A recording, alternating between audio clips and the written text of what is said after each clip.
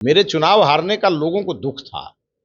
और जब मैं गया और जाके मैंने पहला अपना संबोधन किया तो मैंने कहा कि आप लोगों ने मुझे इसलिए हरा दिया कि मैं थोड़ा दूर से आया था। और वो तीसरे नंबर पर चले गए माननीय सांसद महोदय, जो वहां लाठी की सरकार चलाना चाहते हैं। अशोक सिंह जी ने घोषणा किया कि सुधाकर सिंह की लाठी चलेगी तो मैं अपने पीठ पर लाठी रोक लूंगा, लेकिन रामगढ़ वासियों को लाठी लगने नहीं दूंगा। और सबके मन में था कि लालटेन युग का खात्मा करना है, वंशवाद का खात्मा करना है, और ये दोनों हुआ। चुनाव के पहले उन्होंने कहा कि मैं 300 बूथ पर बीजेपी कार्यकर्ताओं को लाठी से पिटवाऊंगा। तो मैंने अशोक सिंह जी से कहा कि भाई आप भी अपना घोषणा करिए। अभी तो सुधाकर सिंह जी 5 साल में 25 करोड़ लाएंगे, मैंने अगले 3 महीना में ही 25 करोड़ का वहां पर्यटन विभाग का होटल हमने करवा दिया, और अभी आने वाले दिनों में 200 करोड़ की योजना और ला रहा हूं। एक दिन ऐसा धमाका करूंगा हवा में उड़ जाएंगे। जिस प्रकार से चारों सीट एनडीए जीता, एक भगदड़ जैसा माहौल है। और मैं तो आज कहूंगा आपके माध्यम से सुधाकर सिंह जी से, उनको तत्काल इस्तीफा देना चाहिए। बिहार के बक्सर लोकसभा क्षेत्र के अंतर्गत आने वाले रामगढ़ में इतिहास रचने वाली बीजेपी के पीछे असली पटकथा लिखने वाले मिथिलेश तिवारी हमारे साथ हैं। मिथिलेश जी, ताल ठोका, केस किया, दावा किया, जीत कर दिखा दिया, कैसे कर पाए? नहीं, ये तो रामगढ़ के लोगों ने ये जीता चुनाव, और उनके मन में एक कसक थी। मेरे चुनाव हारने का लोगों को दुख था। और जब मैं गया और जाके मैंने पहला अपना संबोधन किया तो मैंने कहा कि आप लोगों ने मुझे इसलिए हरा दिया कि मैं थोड़ा दूर से आया था, गोपालगंज से। तो मेरा आप सबसे अपील होगा कि अशोक सिंह तो स्थानीय हैं, आप इनको जिताइए। अगर ये जीत गए तो मैं अपनी हार भूल जाऊंगा। और ये अपील बहुत काम किया, हर जाति हर वर्ग का लोग बीजेपी को जिताने में लग गया। अशोक सिंह जी ने बहुत अथक परिश्रम किया, कार्यकर्ताओं ने दिन रात पसीना बहाया, एनडीए पूरी तरह इंटैक्ट था, और सबके मन में था कि लालटेन युग का खात्मा करना है, वंशवाद का खात्मा करना है, और ये दोनों हुआ। और सबसे शर्मनाक हार आरजेडी किस लिए हुई कि वो जितना वोट पाए उसका दुगुना वोट पा करके हमारे कैंडिडेट जीते, और वो तीसरे नंबर पर चले गए माननीय सांसद महोदय, जो वहां लाठी की सरकार चलाना चाहते थे। और चुनाव के पहले उन्होंने कहा कि मैं 300 बूथ पर बीजेपी कार्यकर्ताओं को लाठी से पिटवाऊंगा। तो मैंने अशोक सिंह जी से कहा कि भाई आप भी अपना घोषणा करिए। अशोक सिंह जी ने घोषणा किया कि सुधाकर सिंह की लाठी चलेगी तो मैं अपने पीठ पर लाठी रोक लूंगा, लेकिन रामगढ़ वासियों को लाठी लगने नहीं दूंगा। यह है बीजेपी के एक नेता का बयान। लेकिन सीधे सीधे आप पर आरोप लगे, और उसके बाद आपने जिस तरह से तेवर, एकदम आपका ऐसा तेवर कभी किसी ने राजनीति में देखा नहीं था कि आपने बक्सर में जमीन खरीद लिया, बड़ा मकान बना लिया, और चुनाव के दौरान हो रहा था तो लग नहीं रहा था कि ये विधानसभा का चुनाव है, लग रहा था कि फिर से एक फाइनल ही है। देखिए क्या है कि आदमी को कभी भी घमंड नहीं होना चाहिए।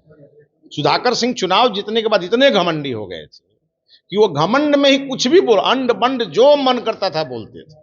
और उन्होंने एक बार बोल दिया मेरे बारे में, मैंने तुरंत उनको नोटिस थमाया। जब उसका जवाब नहीं आया तो मैंने सीजीएम कोर्ट में केस कर दिया, और मैंने तय किया कि इस झूठे आदमी को अब मैं बकसने नहीं जा रहा हूं। और फिर मैंने रामगढ़ में जाके लोगों से अपील किया, और लोगों को ये विश्वास हो गया कि इन लोगों ने झूठ बोल करके ये एमपी का पद जीता। और तब इस बार लोगों ने सच का साथ दिया। और मैंने सुधाकर सिंह को कहा आपकी लाठी चलेगी, अशोक सिंह वो लाठी अपने पीठ पर रोकेंगे, रामगढ़ की जनता का रक्षा करेंगे, और मैं आपको मोटा भाई का दर्शन कराऊंगा। आप लाठी चलवाइए, मैं आपको मोटा भाई का दर्शन कराता हूं। कहां चली गई उनकी लाठी? एक भी लाठी चुनाव के दिन दिखी नहीं। केवल मोटा भाई का नाम से ये हालत है। और जिस दिन मोटा भाई अगर रामगढ़ आ गए तब क्या होगा? इसीलिए ये घमंड, हम लोग तो केंद्र में हमारी सरकार है, बिहार में हमारी सरकार है, तो हम लोगों तो कोई घमंडे नहीं है। 4,09,000 वोट हमको मिला। हम एकदम सामान्य आदमी की तरह रहते हैं बक्सर में, हर आदमी के साथ उठते बैठते हैं। कोई कुछ बोल देता है उसको भी हाथ जोड़ के हम क्षमा मांग लेते हैं। अरे जनता मालिक है लोकतंत्र में, और जनता के साथ आपका व्यवहार एक सेवक का होना चाहिए। और आप जनता को लाठी से पिटवाइए, जनता के ऊपर आप आरोप लगाइए, ये तो किसी नेता के लिए अच्छी बात नहीं है। तरारी में सुनील पांडे के बेटा थे, वहां पर कुछ प्रतिष्ठा दांव पर थी, लेकिन देखिए रामगढ़ में सीधे सीधे मिथिलेश जी, आप कितना डरे हुए थे? आपकी पूरे पॉलिटिकल कैरियर को आपने दांव पर लगा दिया था रामगढ़ में। देखिए, ये बात सच है कि रामगढ़ में मैंने दिन रात एक किया। तरारी में चूंकि मैं इंचार्ज था, मेरी वहां भूमिका एक रणनीतिकार की थी, और मैंने जो रणनीति बनाया, और चुनाव जिस दिन बीता उस दिन 6 बजे शाम को मैंने अपने वहां सुनील पांडे जी को कहा कि आप 10,000 वोट से चुनाव जीतेंगे, और ठीक 10,000 के आसपास से ही वो चुनाव जीते। और रामगढ़ जिस दिन चुनाव बीता उस दिन मैंने अशोक सिंह जी को कहा कि चुनाव हम लोग जीत रहे हैं, मार्जिन हमारा कम होगा। और उसके कई कारण हैं। लेकिन पैसा इन लोगों ने इतना बहाया, अगर सुधाकर सिंह जी का पूरा परिवार अगर पैसा रुपया का खेल नहीं किया रहता तो उनको 10,000 से ज्यादा वोट नहीं आता, मैं आपको आज बता रहा हूं। और आज अब उनकी रामगढ़ से कंप्लीट विदाई हो गई, और रामगढ़ से ही नहीं, बक्सर की जनता ने इस बात का दर्शन 6 महीना के अंदर ही कर लिया कि ये सांसद खोखला है, इसका डब्बा जो है, इस डब्बे के अंदर कुछ नहीं है। और अब अगर कल चुनाव हो जाए बक्सर का, तो हम लोग जितने वोट से हारे हैं उसके 4 5 गुना वोट से हम लोग जीतेंगे। ये बक्सर में स्थिति है, और मैं लगातार बक्सर में लगा हूं। बक्सर हो, दिनारा हो, रामगढ़ हो, मेरा पूरा प्रयास चल रहा है। और मैंने ये घोषणा किया कि जिस दिन भी लोकसभा का चुनाव होगा, सांसद का काम एक पलड़े में और सड़क के सांसद का काम एक पलड़े में रखा जाएगा, और बक्सर की जनता देखेगी कि कौन भारी है और कौन हल्का है। अभी तो सुधाकर सिंह जी 5 साल में 25 करोड़ लाएंगे, मैंने अगले 3 महीना में ही 25 करोड़ का वहां पर्यटन विभाग का होटल हमने करवा दिया, और अभी आने वाले दिनों में 200 करोड़ की योजना और ला रहा हूं। एक दिन ऐसा धमाका करूंगा, हवा में उड़ जाएंगे। इसलिए हमारा काम चल रहा है और काम चलेगा। मैं काम में विश्वास करने वाला आदमी हूं, और वो लोग जो है झूठ में विश्वास करने वाले लोग। तो झूठ का खात्मा हुआ, वंशवाद हारा, विकासवाद जीता, और आज जिस प्रकार से चारों सीट एनडीए जीता, एक भगदड़ जैसा माहौल है। और मैं तो आज कहूंगा आपके माध्यम से सुधाकर सिंह जी से, उनको तत्काल इस्तीफा देना चाहिए।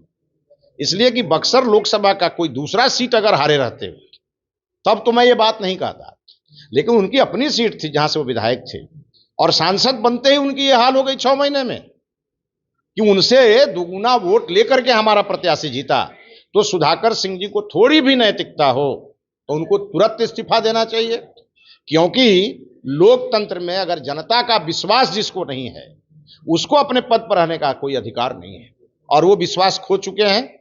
ये रामगढ़ का चुनाव केवल राजद और भाजपा का चुनाव नहीं था, रामगढ़ का चुनाव सुधाकर सिंह और मेरे बीच में चुनाव था, और ये चुनाव मैंने जीता। भले हमारे उम्मीदवार अशोक सिंह थे और सुधाकर सिंह हारे, भले उनके उम्मीदवार उनके भाई थे, उनकी पार्टी के थे, उनके भाई थे। तो कहीं से सुधाकर सिंह और उनके उम्मीदवार के बीच में अंतर नहीं समझता। ये मैंडेट सुधाकर सिंह के खिलाफ है, ये मैंडेट जगदानंद सिंह के खिलाफ है।